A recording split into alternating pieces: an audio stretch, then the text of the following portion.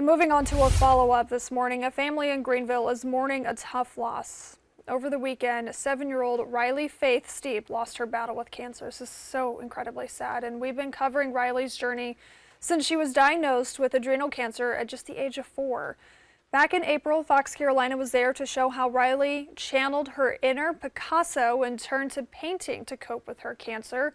She ended up selling every piece of her artwork during an event. Earlier this month, we reported how her cancer had spread. Riley's family posted a statement on Facebook saying, quote, "Riley Faith is out of pain. Riley is in heaven with Jesus. She passed away at home Saturday night and she was surrounded by family.